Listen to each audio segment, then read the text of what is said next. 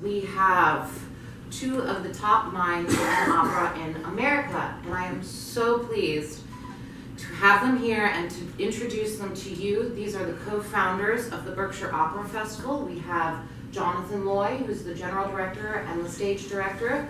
We have Brian Garman, who's the artistic director and the conductor. Both of them are at the height of illustrious careers of longevity in opera in America, as far away as Alaska.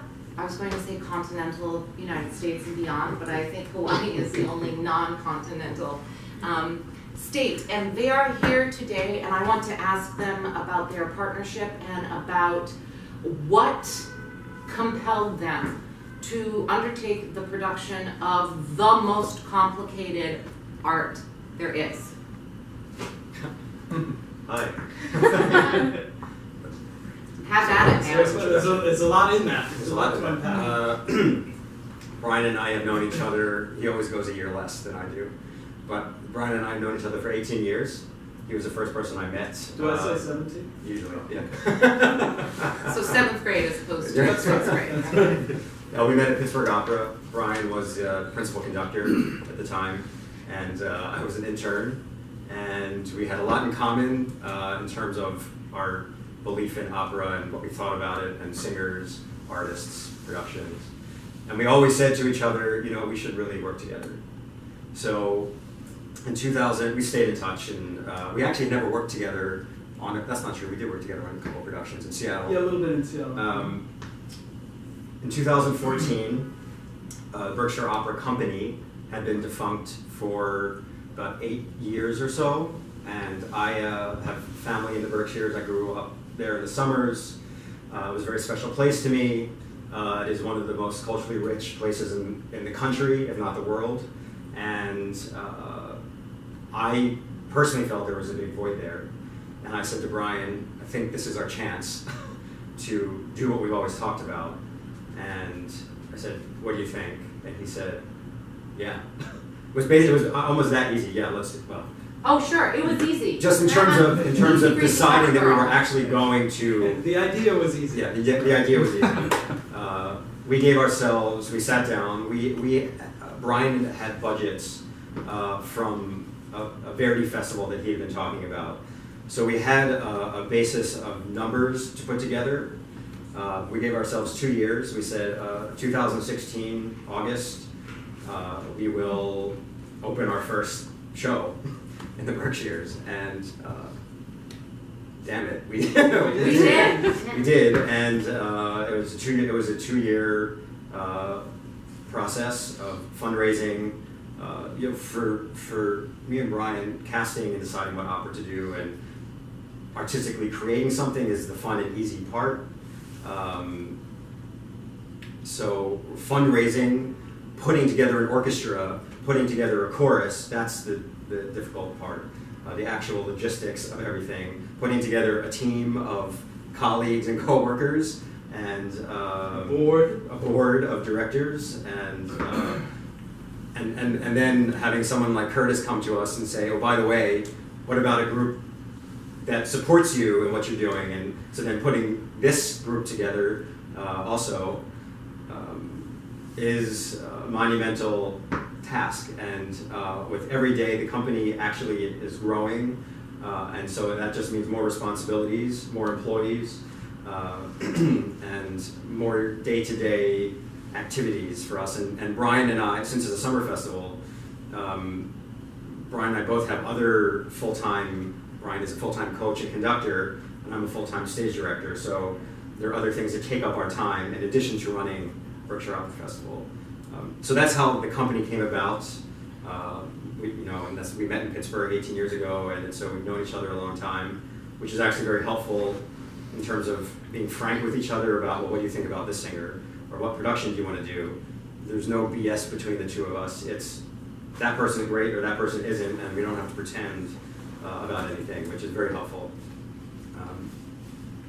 Actually, there's no BS with you guys anywhere. Well, in general. But You're very straightforward, both of you. None of this opera business. It's all about the music and the drama and the telling the story and the getting the people involved.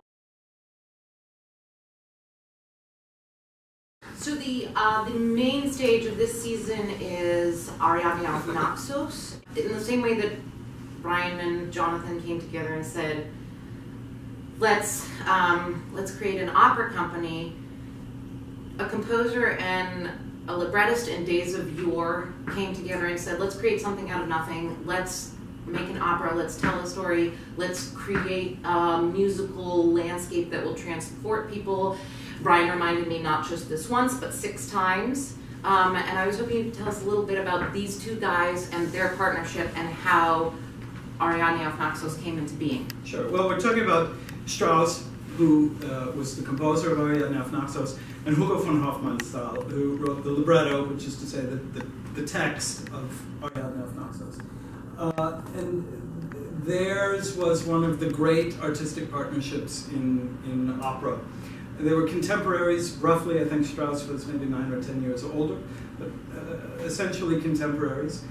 And Hofmannsthal reached out to Strauss in 1900 with some ideas of some projects that they might be able to do together, and Strauss was interested.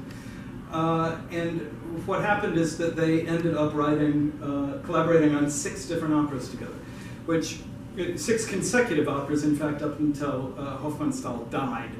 And when you consider that Strauss only completed 15 operas, 6 is a not insignificant number.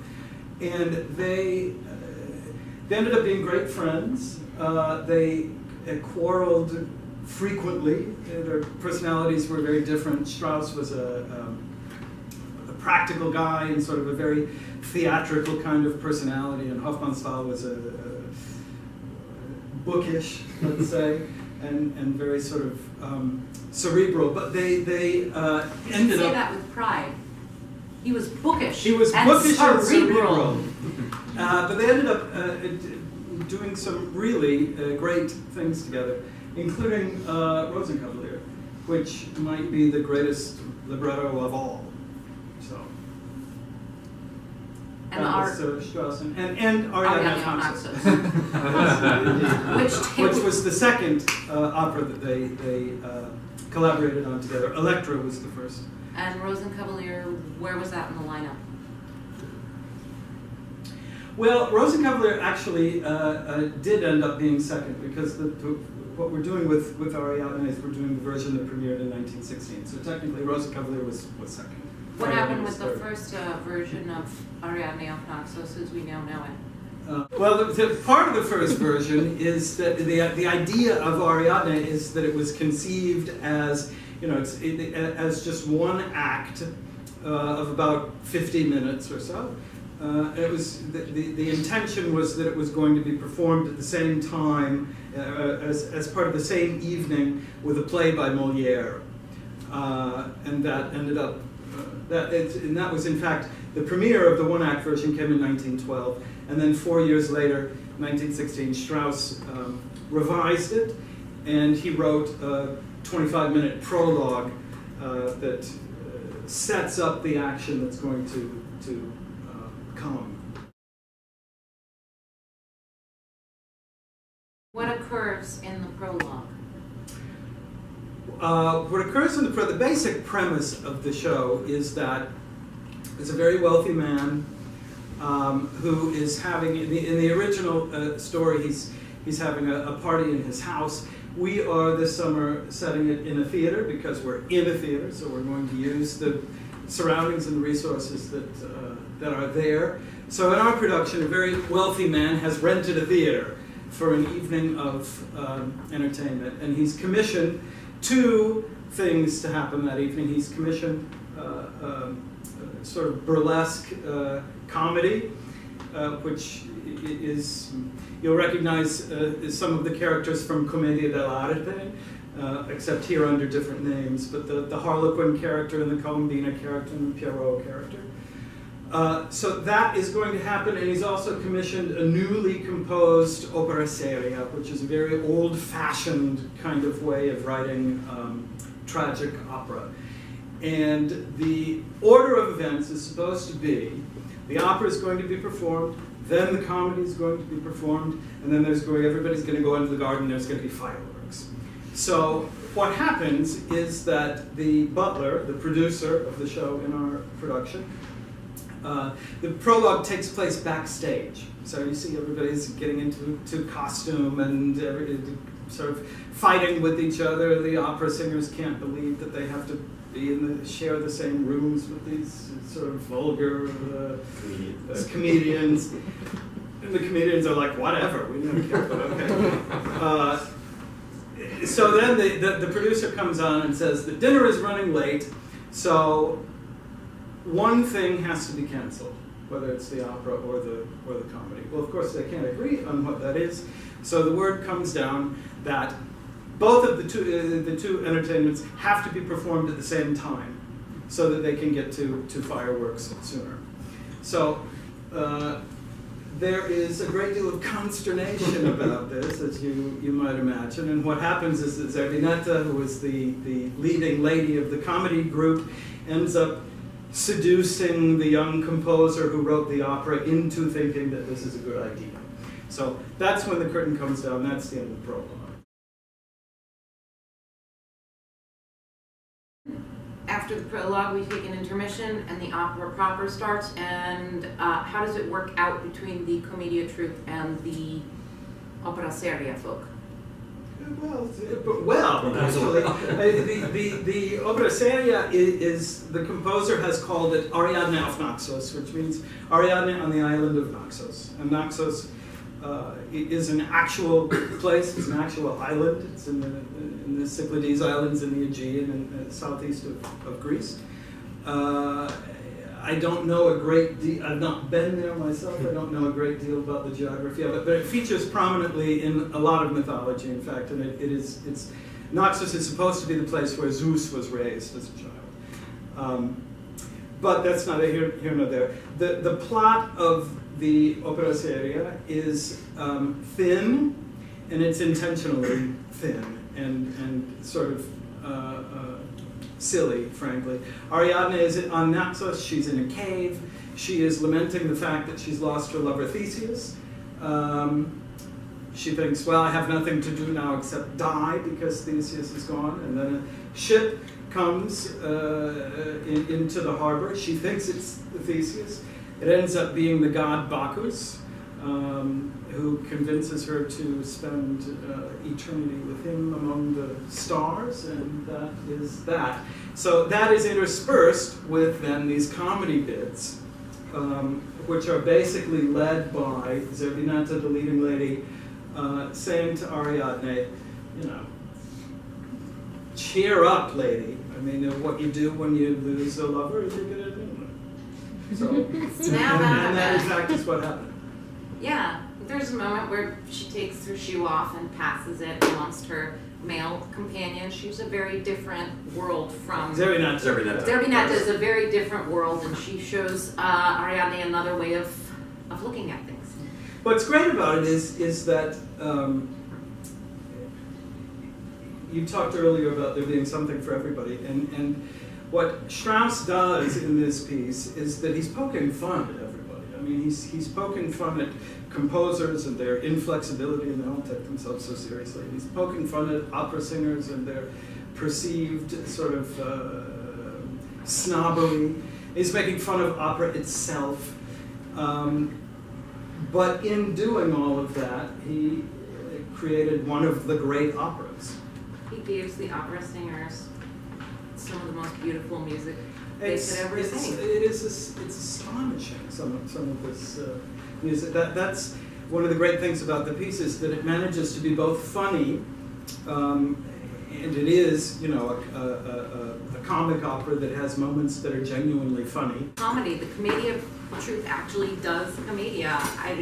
I remember seeing a reenactment of Commedia a long time ago, and it was, you know, an old man and a young woman, and they ended up in these sort of extremely suggestive positions, and accidentally, bodies ended up intertwining, and it's fascinating and dirty and grotesque and wonderful, but all completely accidental, and the singers have to do that while singing their hearts out. Well, that's the thing, is that on top of it you have to sing, and the cast, it's sort of an unusually large cast. There are 16 people in the cast, and again, of all sort of types of voice are required for this. For Ariadne and Bacchus, for example, you need 2 singers, a soprano and a tenor, with big, heroic, Wagnerian kind of voices. And we have them. And they have to have a sense of humor for the prologue when they are essentially playing caricatures of themselves. But this is something that's going to, you'll see in the Colonial Theater in Pittsfield. It's going to sort of rattle the rafters. And then you have the leading lady of the comedy troupe, Zerdinetta, which is a coloratura soprano. You know what I mean by coloratura soprano? She sings very, very high, lots of fast-moving things. And this is, Zerdinetta is perhaps the most difficult coloratura role that exists. So there's a lot going on. Yeah. Something about the orchestra. Our orchestra will not fit into the pit underneath the stage of the Colonial Theater because of 3 oversized instruments: the piano, the celeste, and the harmonium. And 2 harps. And oh my God. Okay, so they're big instruments. So what are we doing with them? They don't fit in the pit. We're putting them. We're going to design a set around the orchestra on stage. Oh, wow. So, which is actually really fun because we get to interact with Ryan and the orchestra. I mean, it feels like one troupe actually in the theater. A lot of people know Strauss from these sort of gigantic orchestras in pieces like Ariadne or Frauen Schatten, where the orchestra numbers 100 or more musicians. That's not this. This Strauss wrote for 37 musicians. So if it were just the orchestra without instruments, they would fit in the pit.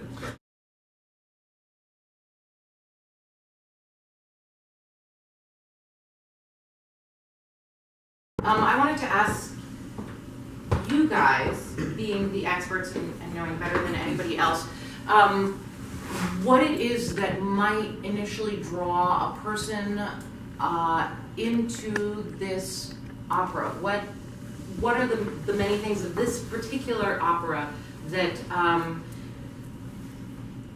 any friend of mine might find appealing? Well, I think it's what I alluded to before. First of all, it's funny, and second of all, Strauss wrote some of his most beautiful music in this piece, especially as the opera part of the evening goes on. Some of these phrases that he writes are just indescribably gorgeous. And they spin on and on and on, and you just think that they're about to end, and then he'll add 3 or 4 more notes that'll take things in a different direction. And even I, as a conductor, have to say, oh my God, it's just really, really beautiful stuff. And what's great about the Colonial, where we perform, is it's 740 seats. So when you take the greatest voices in the world and you put them in this particular theater, you're truly overwhelmed by the sound. And I think, and this is what we have on our website and in every letter that gets sent out to anyone that participates with us, is that there's nothing that can replace the visceral experience of the human voice, especially in an intimate theater like that. So it's the front row, really. I mean, it's yeah. as close as we are to the back row here. Yeah, it's pretty spectacular. And Ariadne aside, I mean, going into that theater to hear opera of any kind is kind of an earth-shattering experience for me. I mean, that's how I got into opera. So even if you don't know anything about Ariadne, kind of witnessing or experiencing the human voice doing what it's doing in an Olympic fashion and form. Truly Olympic. There's nothing. Being gods and goddesses. There's nothing like it. And because there's no other. I mean, the fact that human beings can produce that kind of a sound with no microphones, that's singing. I don't know what else is happening these days, but if you want to hear singing on the Berkshire Opera Festival. So